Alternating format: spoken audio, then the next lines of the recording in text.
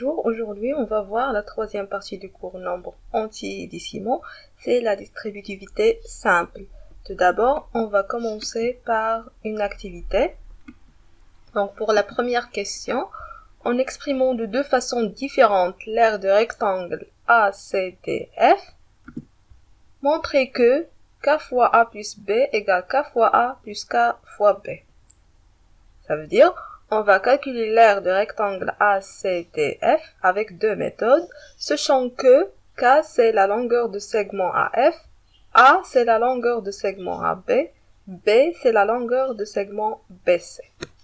Donc, pour la deuxième question, en exprimant de deux façons différentes l'aire de rectangle ABEF, montrez que K fois A moins B égale K fois A moins K fois B, sachant que K c'est la longueur de AF, A moins B c'est la longueur de AB, B c'est la longueur de BC et A c'est la longueur de FD. Ça veut dire on va calculer l'aire de rectangle ABEF avec deux méthodes aussi. Donc, mettez la vidéo en pause et prenez un moment pour réfléchir et après on va voir la solution ensemble.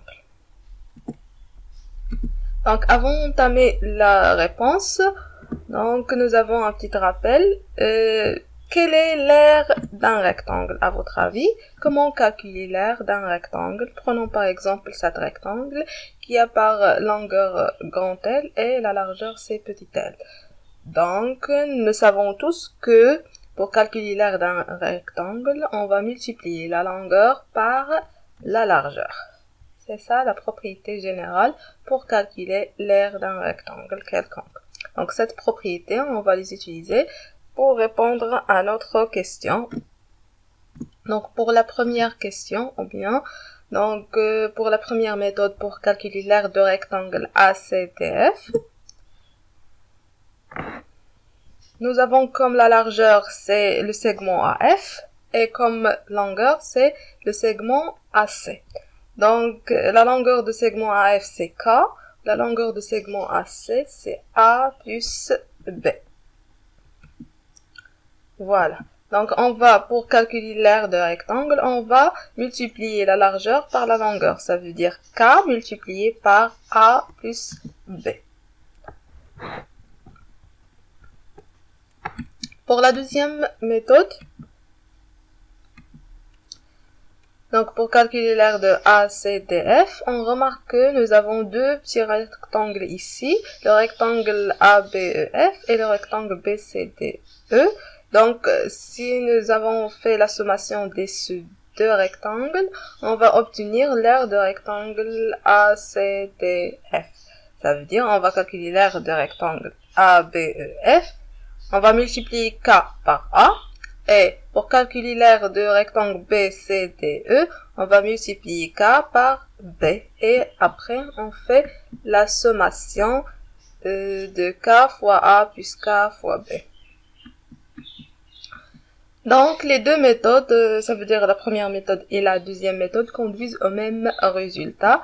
Ça veut dire K fois A plus B égale K fois A plus K fois B.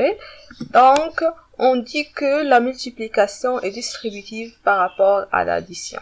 La multiplication est distributive par rapport à l'addition. Passons maintenant à la deuxième question. Pour la première méthode, pour calculer l'aire de rectangle ABEF, on applique la règle ou bien la propriété directement.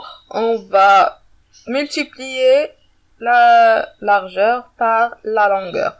Ça veut dire K fois A moins B. Donc la largeur, c'est le segment AF égale K. La longueur, c'est le segment AB égale A moins B. Donc l'aire, c'est K fois A moins B. Pour la première méthode. Donc pour la deuxième méthode, pour calculer l'aire de ABEF, on va calculer l'aire de ACDF. Après, on soustraire l'aire de rectangle BCDF pour obtenir l'aire de rectangle ABEF. D'accord? Donc, pour calculer l'aire de ACDF, nous avons la largeur fois la longueur. Ça veut dire K fois A. Et pour calculer l'aire de BCDE, on va multiplier K fois B. Et on fait la soustraction après. Donc, l'aire de ABEF égale K fois A moins K fois B. Donc, les deux méthodes conduisent au même résultat. Ça veut dire que K fois A moins B égale K fois A moins K fois B. On dit cette fois ici, la multiplication est distributive par rapport à la soustraction. Donc, on résume. Donc, la propriété de la distributivité simple. K et A et B désignent des nombres décimaux quelconques. Donc, cette propriété est valable pour tout nombre K, A et B décimaux quelconques. Donc, K fois A plus B égale, on va multiplier K fois A plus, on va multiplier K fois B. La même chose pour la distributivité K fois A moins B, c'est, on va multiplier K fois A moins K fois B.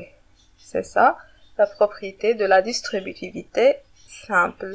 Passons maintenant à un petit exemple pour voir comment appliquer cette propriété. Donc, prenons par exemple l'expression A égale 12,5 multiplié par 10 plus 8.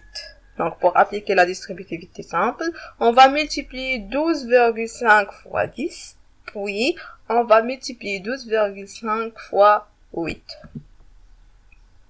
Après, 12,5 fois 10, c'est 125, plus 100. Donc, le résultat final, c'est 225. Prenons par exemple, l'autre exemple, c'est l'expression B égale 8 multiplié par 10,25 moins 7,5. En appliquant la distributivité, on va multiplier 8 par 10,25 et après 8 multiplié par 7,5. Donc, le résultat final, c'est 82 moins 60 égale 22.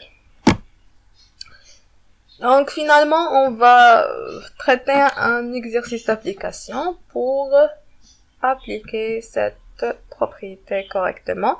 Donc, l'énoncé, c'est calculer les expressions suivantes. Nous avons A égale 11 multiplié par 7 plus 8. B, c'est 2,5 multiplié par 10 moins 6. Et C égale 4 multiplié par 1 moins 3. Donc, mettez la vidéo en pause et essayez de résoudre cet exercice. Après, on va voir la solution ensemble.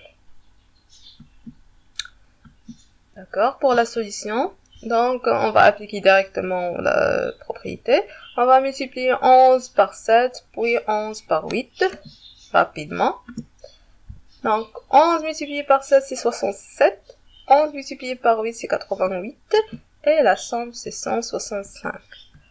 Pour B, 2,5 multiplié par 10 moins 6. On va multiplier 2,5 fois 10 moins 2,5 fois 6. Le résultat, c'est 25 moins 15, c'est 10. Pour le C, C égale 4 multiplié par 1 moins 3, c'est 4 fois A moins 4 fois 3. 4 fois A moins 4 fois 3. C'est 4A moins 12. Donc, avec cet exercice d'application, nous avons fini cette partie du cours. Et merci pour votre attention et à la prochaine, Inch'Allah.